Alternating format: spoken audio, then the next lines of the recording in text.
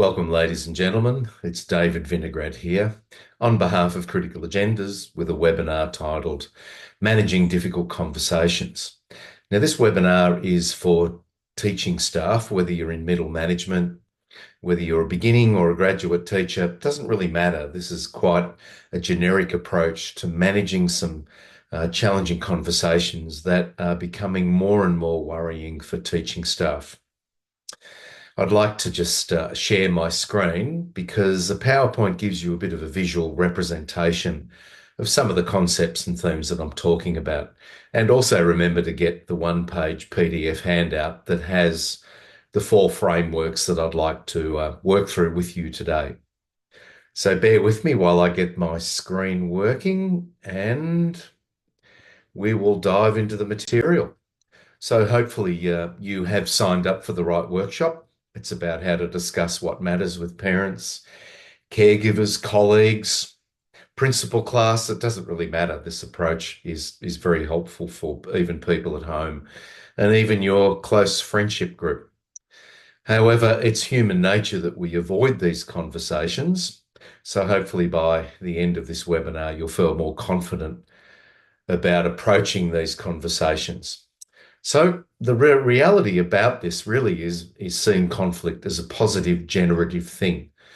We can't sanitize the school or we can't reduce our relationships to the point where there's no conflict at all.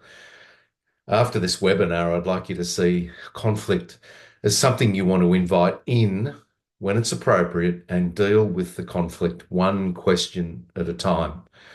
Really, conflict is more about how we manage it, not really what the topic is about when we're in disagreement or dispute, or we've got different values about something that's happening in the schoolhouse. And it's really about communication. How do we prepare ourselves for the conflict, to work through it by having a conversation? And then what do we do during the conversation? And what can we do as a follow-up after the conversation to build those partnerships and come out of it, in fact, with stronger relationships? Because one of our greatest fears is that if I have this conversation, there's too much at risk. The person won't take it well. I'll put my foot in it and things are going to be worse. When in fact, from my experience, people come out of these things with much, much better relationships. So essentially, if you put it off, every day you put it off, it's going to be harder and harder. Because in 3 months' time or 4 months' time, the other party will realize that you've been parking this to one side and not confronting the key issues. And the one thing that I will repeat through the webinar is how to separate your emotions from the issue you need to talk about. I will show you a video through the webinar by my hero, Mel Robbins, and she talks about this as the key issue. Dealing with your emotions, separating the thing you've got to talk about with the butterflies in your stomach, how things are churning around, you're losing sleep, you're gnashing your teeth. And conflict's unavoidable in schools because we all come together with different opinions and values, and we all should learn how to disagree respectfully.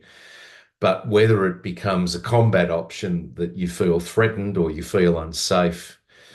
And the key thing that I've learned in schools is that it's often not what needs to be discussed, but it was how it was discussed.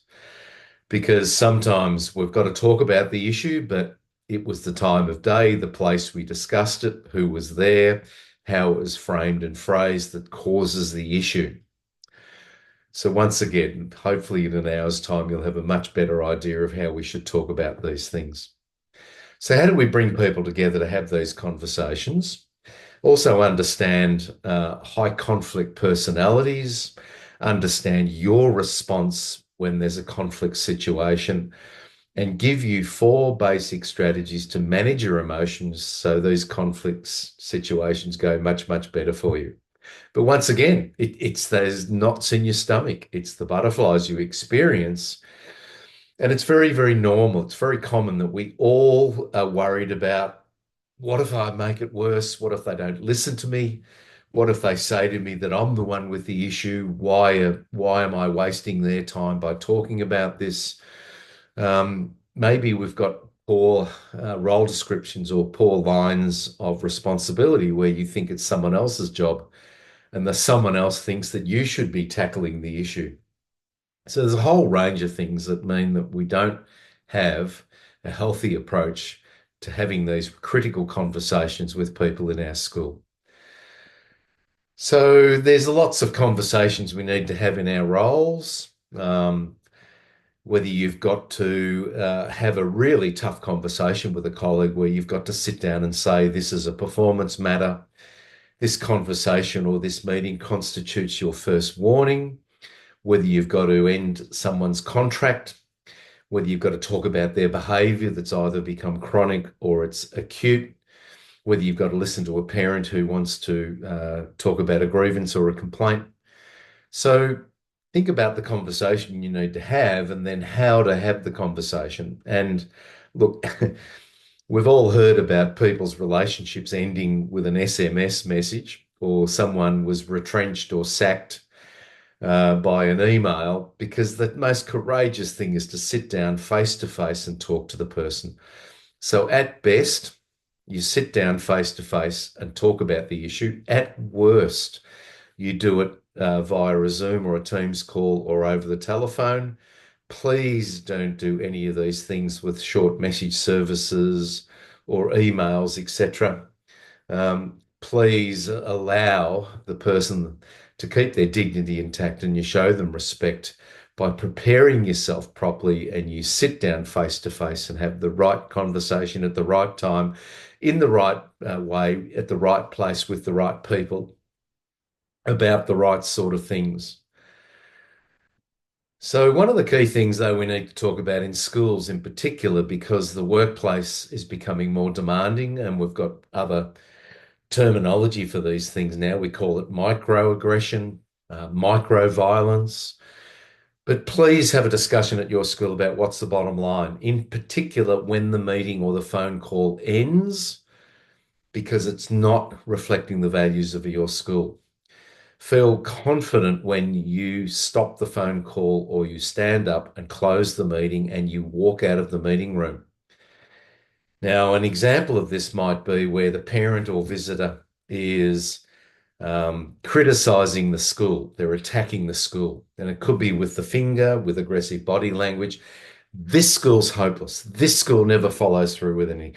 I'm paying a lot of money and this school never, and this school won't, and this school doesn't. Now, perhaps you've got to decide whether that's okay because they're criticizing the school, they're attacking the school. But when they're attacking you, when they're criticizing you, and when you feel unsafe or threatened, in my mind, that's when the meeting ends. And you've got to have the script ready to say, this meeting has not been respectful. I need to end this telephone conversation now. Someone from the school will contact you by 5 p.m. tonight.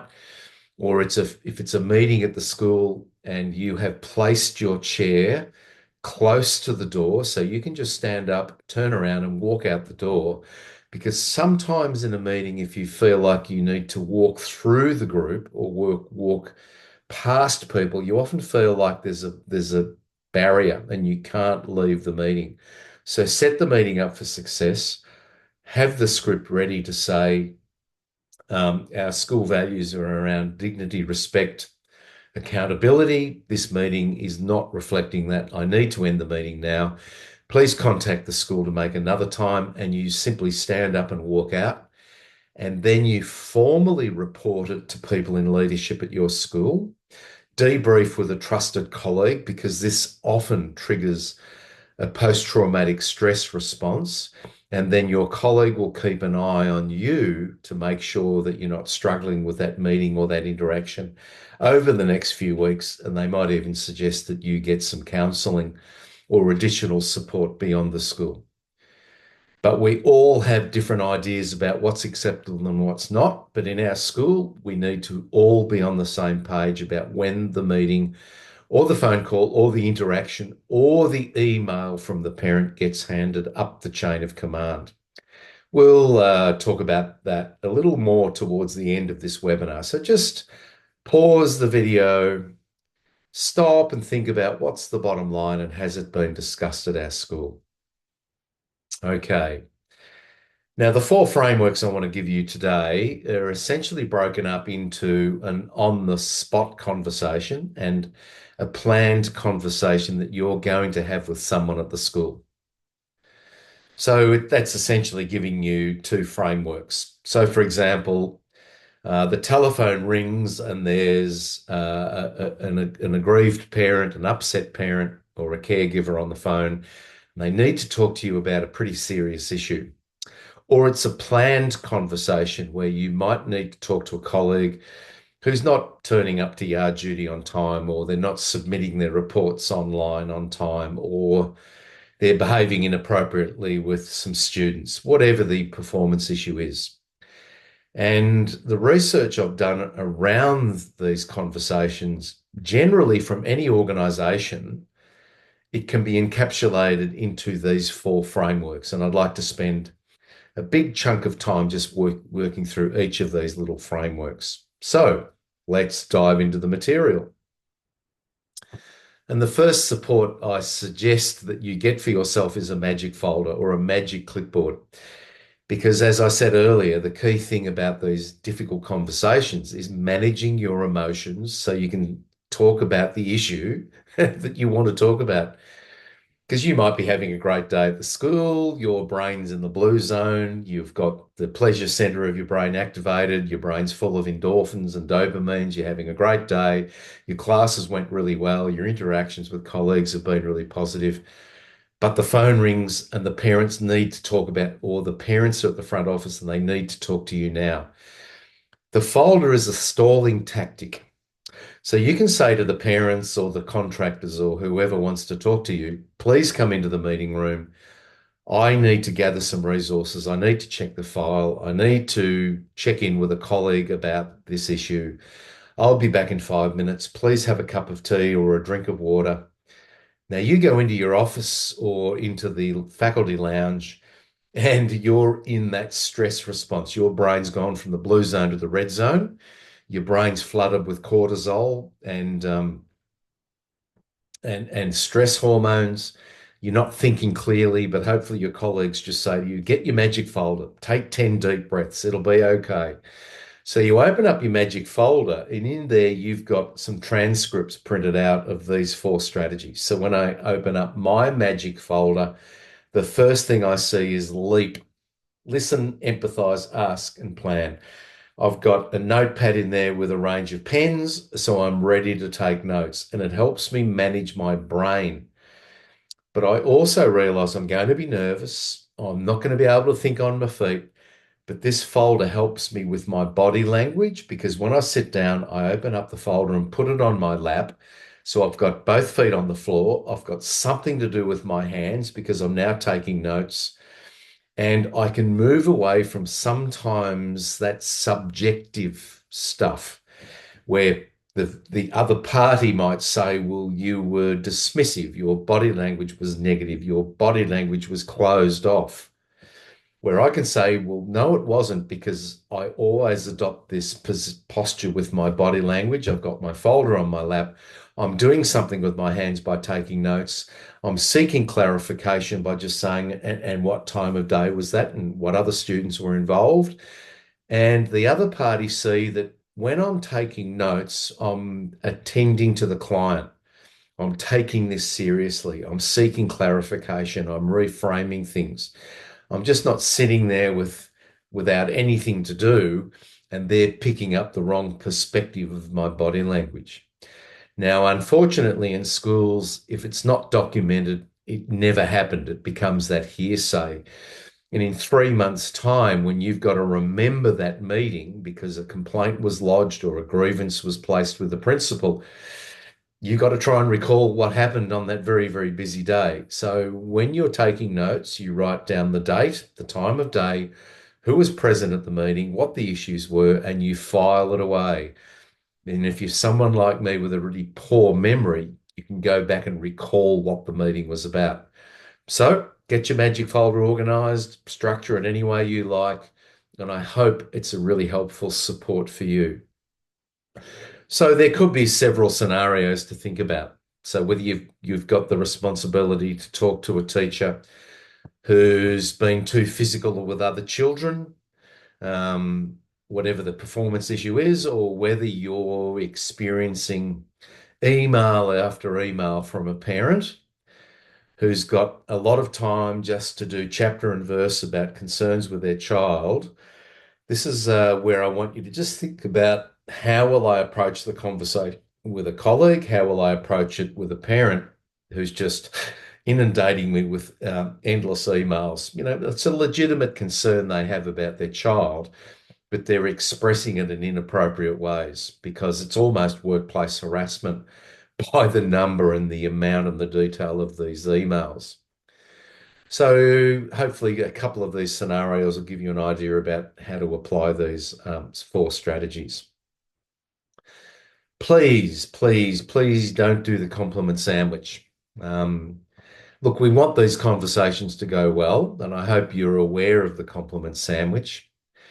The compliment sandwich is really about, I've got to sit down with David because he's been turning up to yard duty late, or he's not coming to faculty or staff meetings on time. I want it to go well. So the first piece of bread is the nice piece of bread. And I say, David, you're an amazing teacher. The way you can engage students and you present that material. But now's the bit you suck at. Now's the bit I really need to talk about. I'm aware that you're not turning up to yard duty on time, or I'm aware that you're getting to your classes late.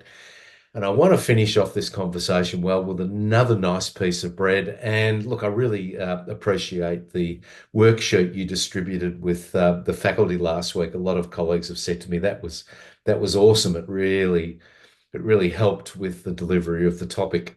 Now they just walk away confused because they've heard two positives, one performance issue or a negative, and what do you think that they're focusing on?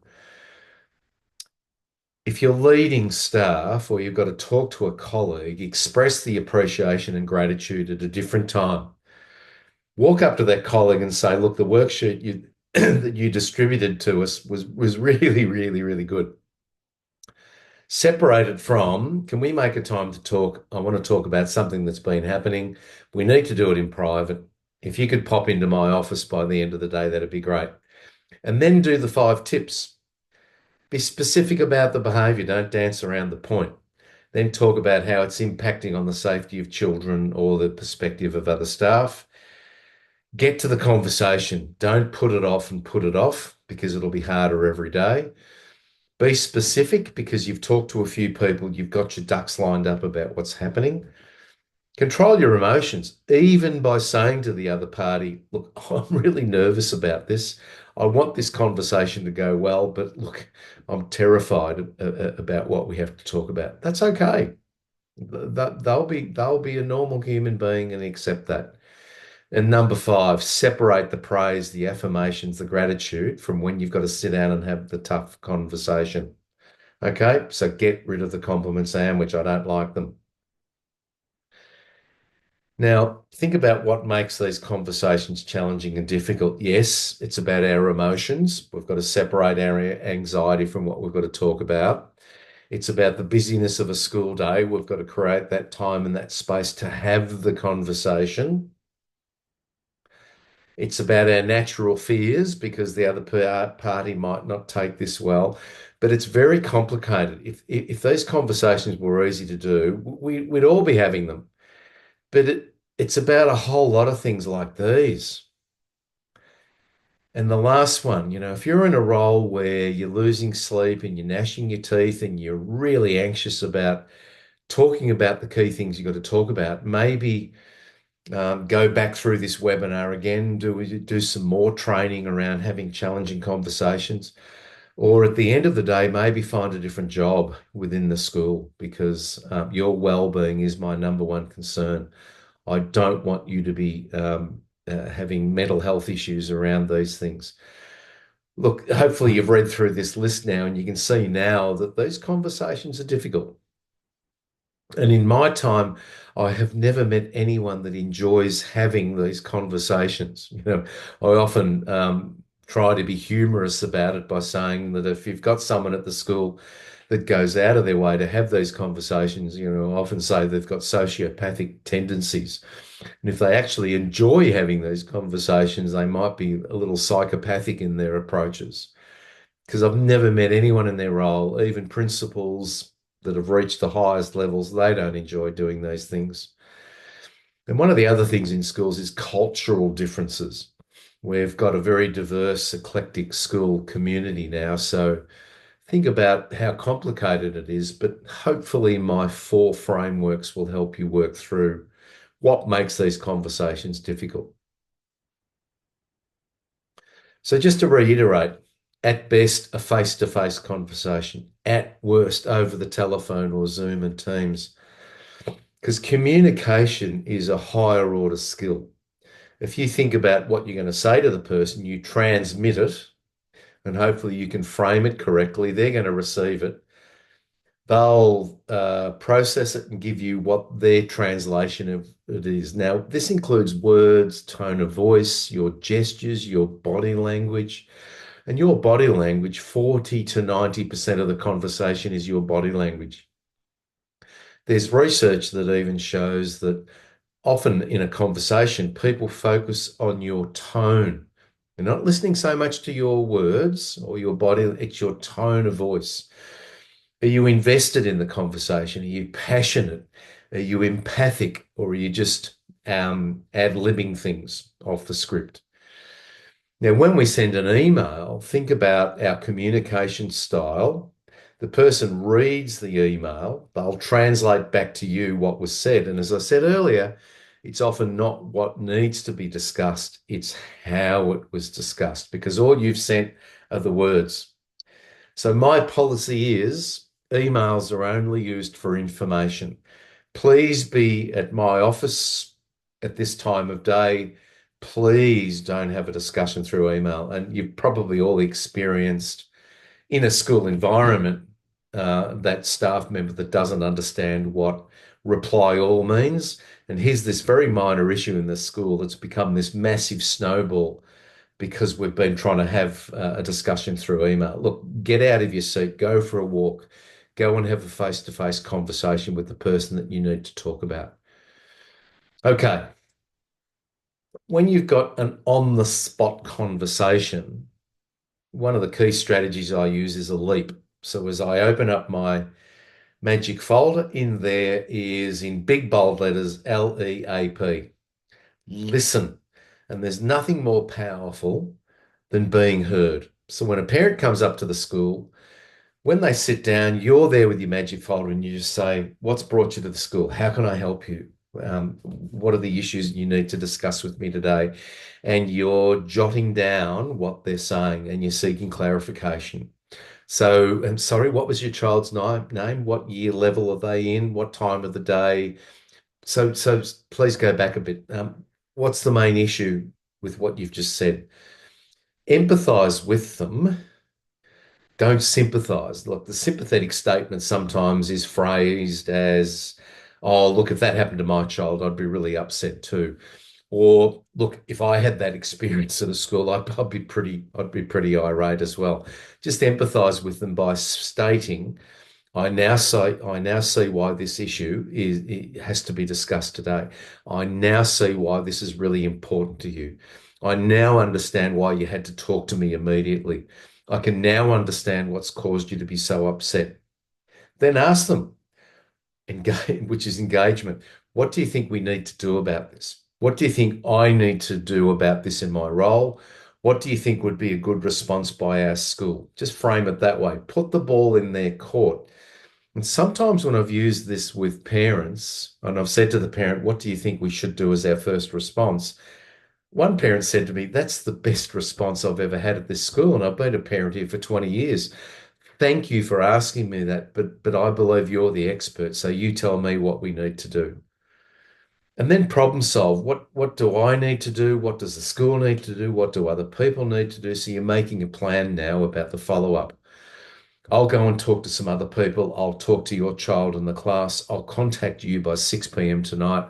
Or when you go home, could you talk to your child to gather a little more information about what happened on the school bus or during the hockey match or whatever it was?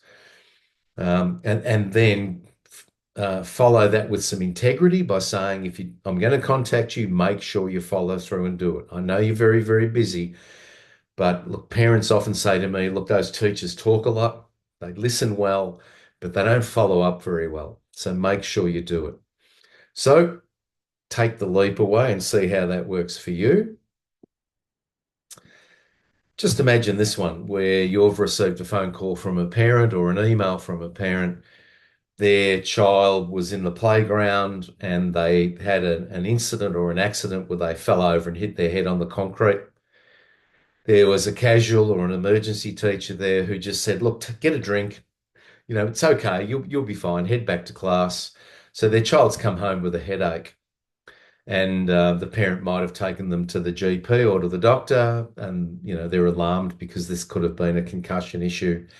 The casual teacher didn't realise that a policy in schools is as soon as there's a head injury, it's immediately to the first aid to contact the parent to get it checked out with a GP or a hospital.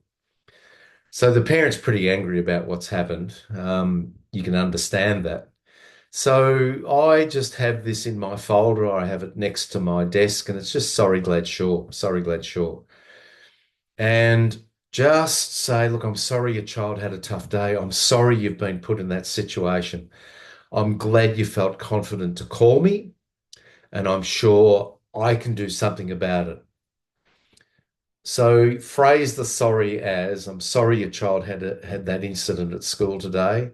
I'm glad you called me. I'm glad you felt confident and then I'm sure I can do something about it. I'm sure we can do something about it, or I'm sure our school can do something about it. So it's just simply sorry, glad, sure. You might hear this in hospitality. If you've called the wait staff over because your meal was cold or it was the wrong meal, hopefully when the wait staff come over, they start with, look, I'm sorry you've had an experience below the standards of our restaurant. I'm glad you called me over, and I'm sure we can do something about it by replacing the meal, making it complimentary, not putting it on the bill, whatever they need to do to follow up. So imagine that this incident happens where it's a primary school environment. Mr. Britches rings up because their child missed out on snack for 1,000 reasons. It could be their child left the snack at home. The other kids were playing a game or teasing them by hiding their snack. Whatever happened, maybe the child came home and lied about it because they want their parents' attention. But once again, look, I'm sorry your child had that experience at our school. Look, I'm glad we've got a relationship where you could report that to me. And I'm sure I can do something about it because I'll contact the teacher, or I'll go and talk to your child, and I'll make sure we make that up with the snack tomorrow. Whatever you need to do to make things better. And in my use of this, I've found that it often takes that a lot of the heat out of the conversation because you're acknowledging it, you're taking some responsibility for it, but here's the plan so we can fix things. So just pause this webinar video. Think about these two scenarios. Think about a scenario that's happened to you and just do a little role play to yourself. Even do it in front of the mirror if you want to. Just practice this sorry, glad, sure, sorry, glad, sure. And it's a script. It's a habit. You need to practice it in bed. And you can even do it with a child who comes home tonight. And they might come home and they've got a dragging their school bag along the ground, and they say, I didn't get into the netball team. Oh, I'm sorry you had a tough day at school. I'm glad you felt safe to tell me that. And I'm sure we can do something about the next sports tryout. Or your partner comes home and says, look, I didn't get the job. I didn't get the promotion. Oh, I'm sorry that didn't go well for you. I'm glad you let me know. You talked to me about it. And I'm sure for the next interview, we can put a plan in place so it goes better for you. All right, let's talk about conflict. And as I said earlier, conflict needs to be managed as a normal, healthy thing in the school, because when you're in conflict with someone, when there's a disagreement, a dispute, different perspective, different opinions, it really just reinforces the values of the school. So if you try and handle conflict by being the white pointer shark, it's my way or the highway, or you're trying to be the clever fox and you compromise or concede with a parent and you meet them halfway, You might agree to give them a 50% refund on the school camp because their child was evacuated. Because you don't have a policy on camp refunds, or you're trying to think on your feet, as soon as you concede, that will spread like wildfire through the school, and you might have an upset parent saying, "You gave that other parent a concession about this, and you didn't do that for me," and that won't go very well for you. So just think about how that might work out for you as a positive or a negative thing. You might just shut right down and say, no way are we doing that? And you're not listening, you're not engaging the parent. Um, or you're just going to give in. You're going to be permissive and say, your way anyway. I just want this problem to go away. Um, but we need to be the wise owl. And the wise owl is our way, and our way is dictated by your policy. So, in my mind, when there's a conflict situation, it's the three P's: policy, policy, policy. If you don't have a policy, go and talk to someone in leadership and get one. Because nowadays, in this world of litigation and defamation, the question that is asked is, do you have a policy that stipulates how we do this? When was the last time the policy was reviewed? Who was invited to come in and help review the policy? How does your community access the policy? And can you give us an example over the last 12 months of when the policy has been used um, to deal with a similar situation?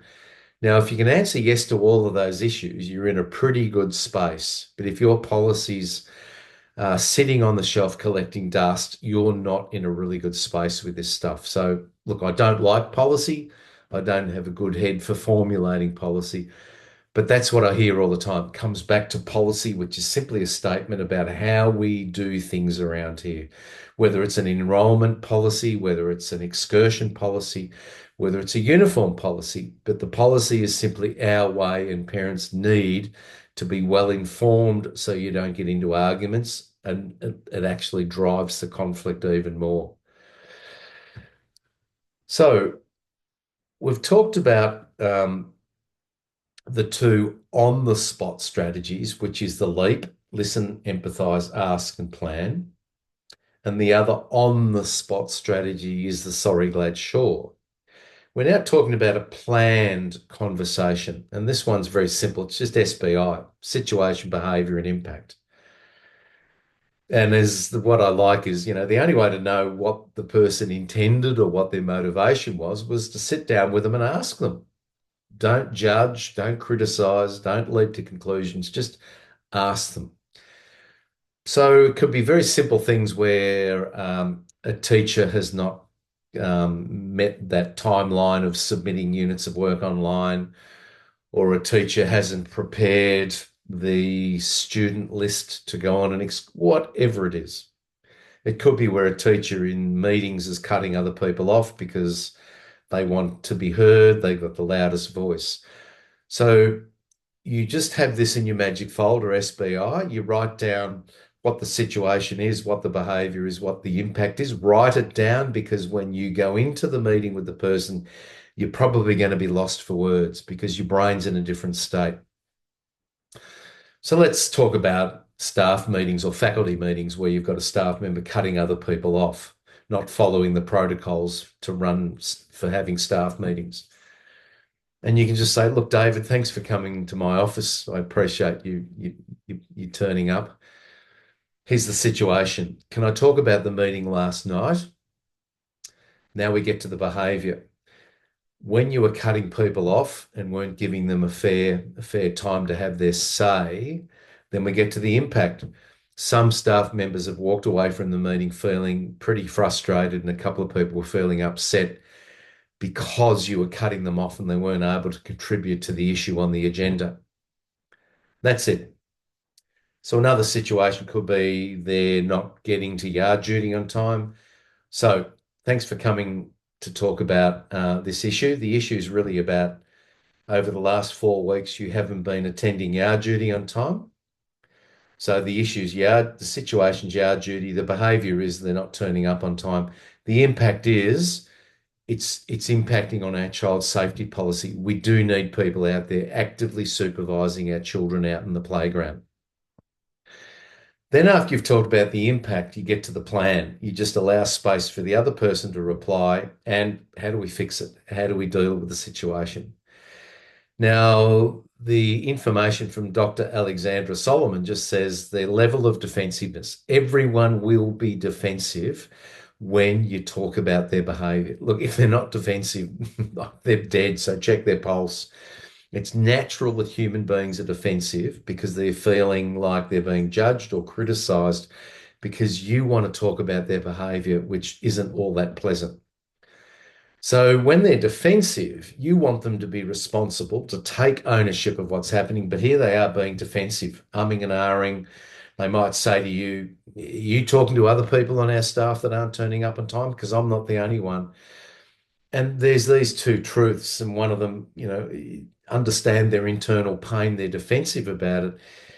It's impacting on the relationship because you want them to be honest and take responsibility. So understand that. You've got to be the person who's running the meeting and understanding this threat to their behavior. And it'll go well. Just have your plans in place. Have the SBI in your folder. Practice it with a colleague if you want to do that.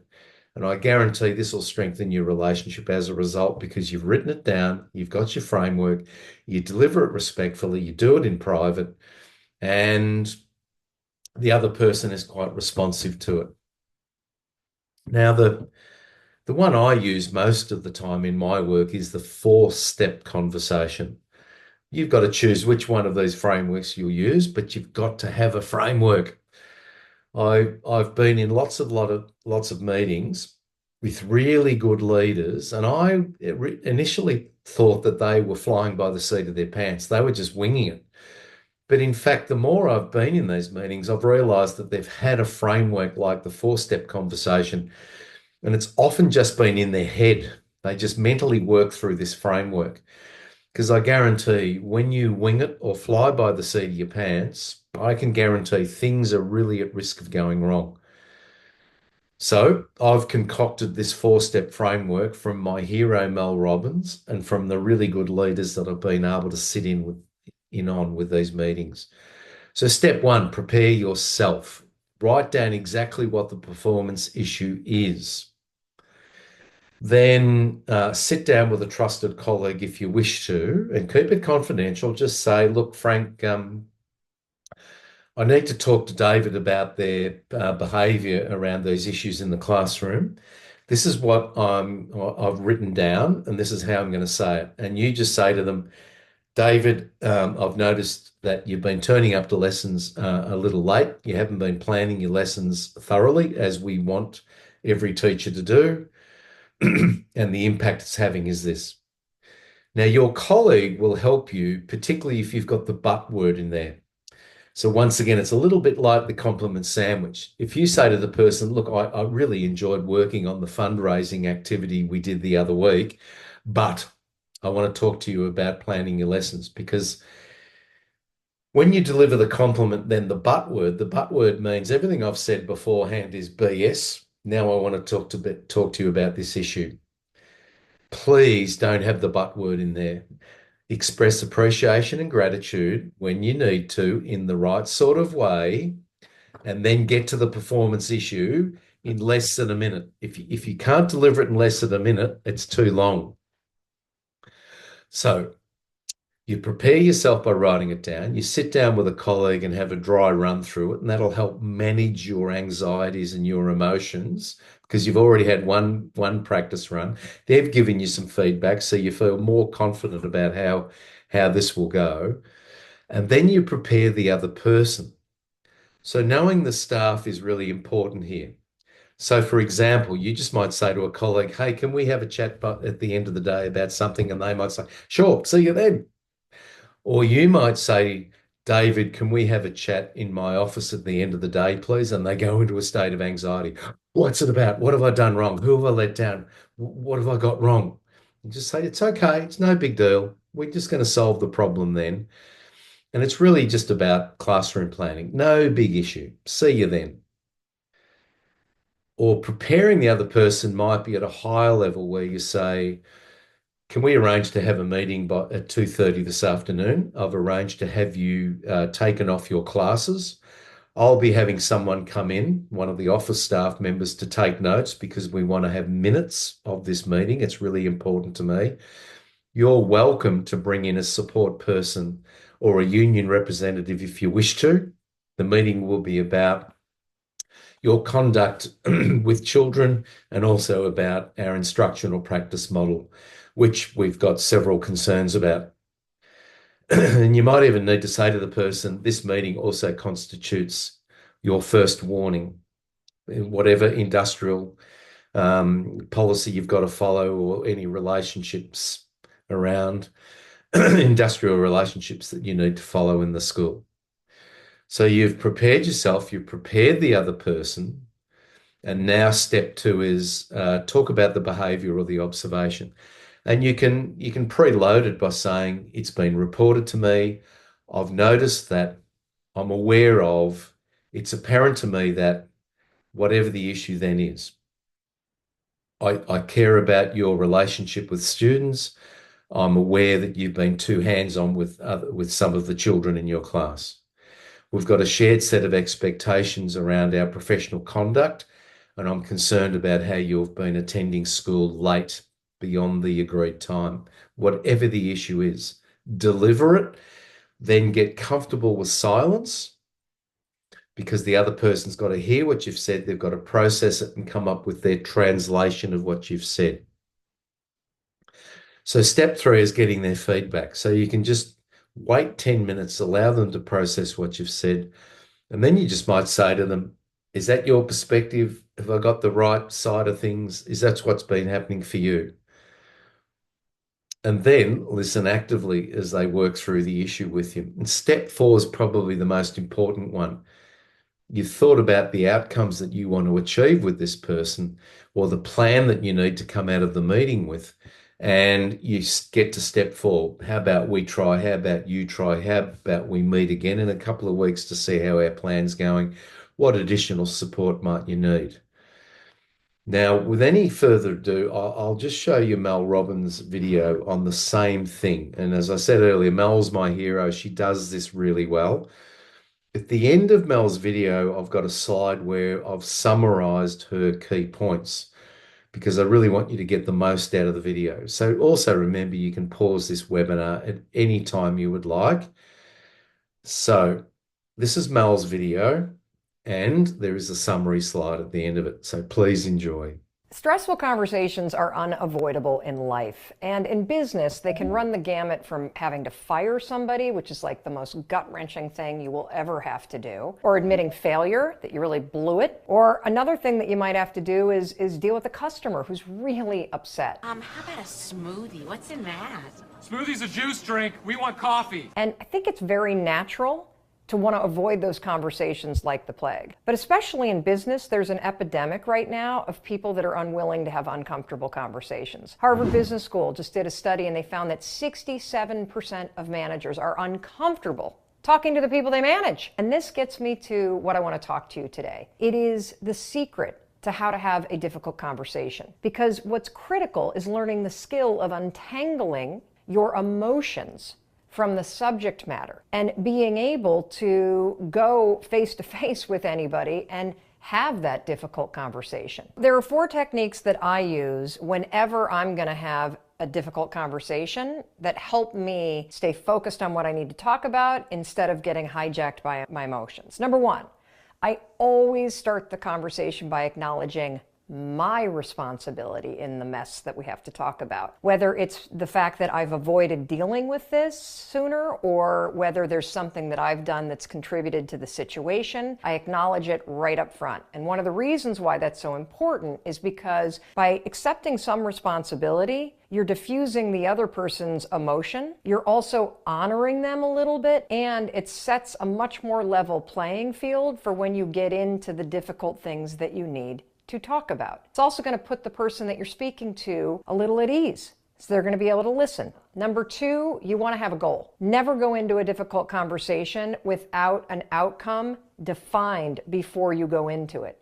The reason why the outcome is so important is because this conversation is going to be a roller coaster. The person that you're talking to might get upset. You yourself might feel emotional at some point, whether you're angry or you're triggered or you get sad. And so when you ride the roller coaster of emotion, the thing that is going to stabilize your thoughts is the outcome that you're causing. You're having this conversation because you're committed to making the relationship better. You're having this conversation because this isn't working, and so we need to end it powerfully. You're having this conversation because you want to give somebody some feedback that's not so fun to tell them, but you're giving it to them because you're committed to their success. Okay? So that goal, you feel yourself getting emotional, you come back to it, you come back to it, you come back to it. Third thing you're going to do a lot in this conversation, you're going to listen and you're going to validate. So you're going to say what you need to say, and then the other person's going to react. And instead of arguing or debating, I want you to listen and I want you to validate what the person is saying. It may sound counterintuitive, but honestly, one of the most powerful things you can do in any conversation, whether you're fighting with your kids over curfew, or you're arguing with somebody at work over workloads, whatever it may be, is hear where the person's at. Listen to me, listen to me. The moment you say, wow, that must be really tough, what you're dealing with, or, oh, I totally get why you now were avoiding me. If I felt the way that you felt, I'd probably do the same thing. The second you validate somebody, they immediately stop defending themselves. It's unbelievable, actually. Unbelievable. You got to try it. Validate, validate, validate. It is the most powerful thing. And then once, of course, they feel validated that you've heard them, now they can listen. And that's when you come back to the final thing, which is you're going to restate always the outcome. Keep coming back to it. Keep coming back to it. And yeah, it's not going to be fun. It's not going to be easy. You're going to have all kinds of emotions come up because you've been avoiding this conversation. But I'm telling you right now, if you find the confidence and the courage to go and to start this thing, acknowledge your responsibility, have an outcome in mind, validate the other person, validate, validate, validate, and keep talking till you hit that outcome, you're going to be really, really amazed at how much easier these things become. And if you want to make it even easier on yourself, rehearse it with another friend first, somebody that's not involved in the situation. Because again, difficult conversations comes down to one important thing: the ability for you to separate your emotion about doing it from the things you actually need to talk about and the outcome that you want to cause. Stressful conversations. So that's Mel's magic. Like, I hope you got a lot out of that framework that she's talked about. And this slide shows a summary of how to work through that conversation. And also, don't forget, you can pause the webinar, you can rewind and look at Mel's video quite a few times to glean more out of it. But once again, it's not easy. You've got to separate your emotions from the issue that you want to talk about with someone. Now, as a bonus, if you've made an oopsie or a big mistake and you need to apologize, whether it's an apology to a parent, a colleague, then take this 7-step framework away, and you'll notice in there that we don't have the sorry word in there. As soon as you say sorry, it detracts from you taking real responsibility. And please, when you do the apology, don't include the bit about, I didn't mean it. So you might say, look, I'm sorry. I'm sorry I got to the meeting late. I didn't mean it. I didn't mean it. Don't. Just say, look, I'm sorry I got to the meeting late. That's not what I wanted. It's my bad. I really caused some upset. So start taking responsibility by expressing the regret, showing some understanding that you know how it's impacted on others. Then be really vulnerable and get to number 7 and say, look, what do I need to say and do to make the situation better? And nearly every healthy human being working in your school will just say, look, you owned it. That's all you have. Just let's get on with it. Put it behind us. So crafting an appropriate apology is a skill, and we're not taught that in primary and high school. So you can take this away and even teach it to some of your children. Now, one thing that's been driving some anxiety in schools is a concern about upsetting parents, a concern that the parent-teacher meeting, even a student-led conference, might result in the parent criticising me or attacking me, or I might put my foot in it. I might say something that's upsetting. So you can take this 8-step plan away, put it in your magic folder, and it's just helping be quite specific with the meeting we're going to have with the parents. So please don't fly by the seat of your pants with parent-teacher meetings, but just work through each of these stages, do it with some tact, talk about homework, talk about the homework policy, invite the parents to come up to the meeting with one or two concerns. So you might preface the meeting by saying, our parent-teacher meetings are next week. Please jot down one or two things that you would like to discuss with me, and then get to those first if you can, because it's like a counselling session.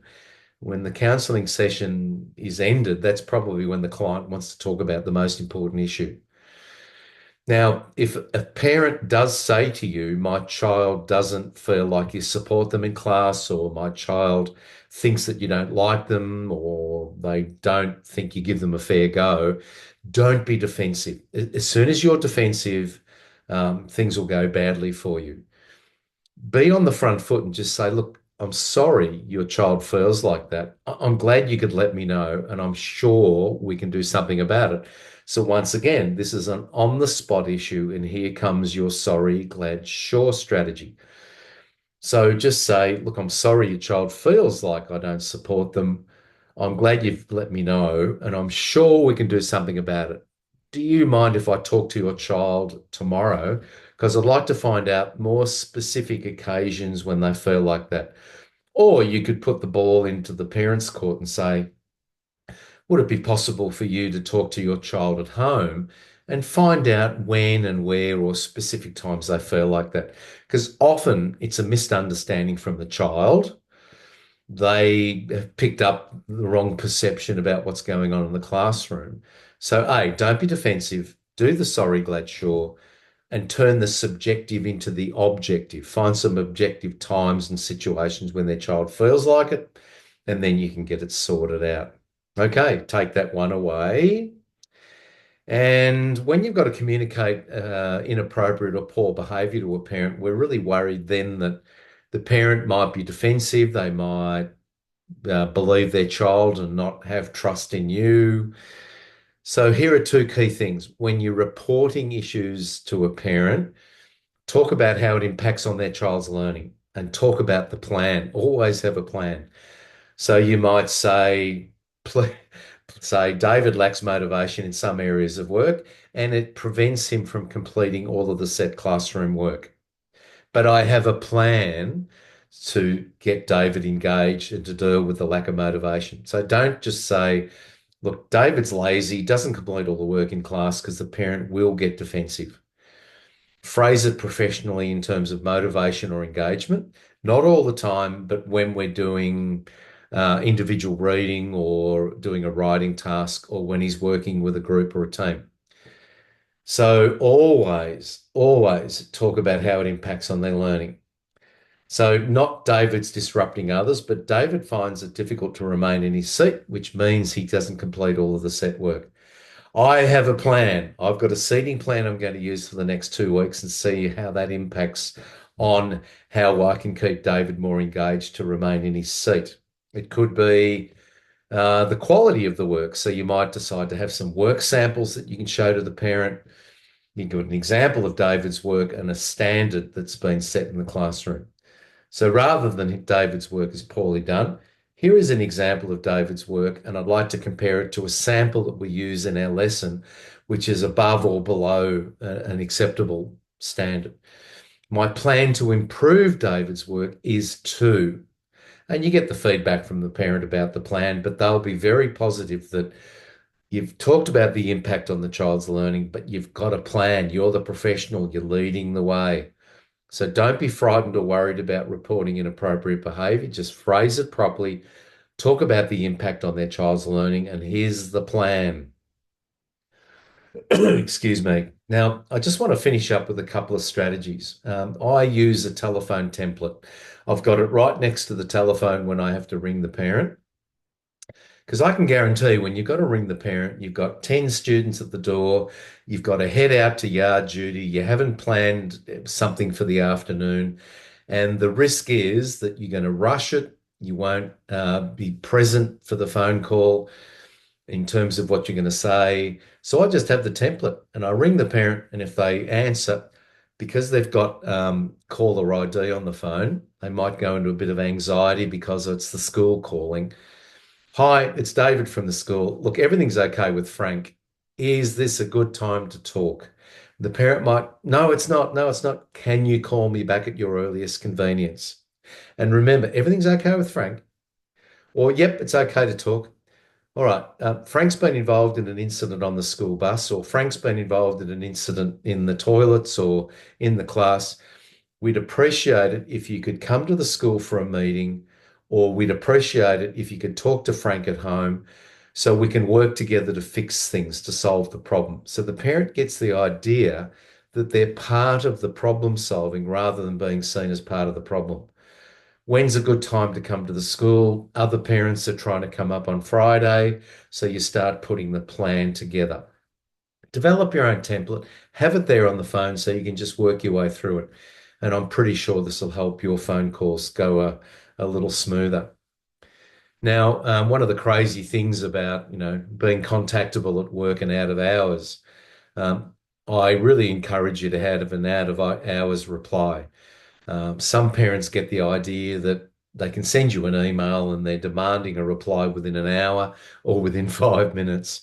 But the policy at the school is that there's an out of office reply within 24 to 48 hours because our teachers are very busy doing a whole range of other things. If it's critical, please ring this number. Give them another way to access help if it's a critical incident or really, really important. But get the policy in place. Make sure you're not run off your feet by thinking that you've got to reply to a parent within 5 minutes or an hour. It can be really exhausting for us. So talk to leadership about your policy. Now, the other one is that last one that we were talking about. If you've got aggressive parents, etc., and you've all agreed on the bottom line that this phone call finishes, this meeting finishes, and in my magic folder, I have these printed out because when you've got to stop the meeting or say to a parent, we haven't been respectful, I feel threatened by your language or your body posture, then you will not have your brain in the right space just to talk. So you've got to read it out and you just pick it up and say, I'm not able to continue this discussion or this meeting. It will need to stop. You'll need to make another time to come up and discuss the issues with someone else from the school. Please contact someone by 5 p.m. today. And you stand up and you leave. Then you do a debrief and then you document it formally as a process set out at the school. And I guarantee you, your brain won't be in the space where you can remember this. So print it out and have it ready.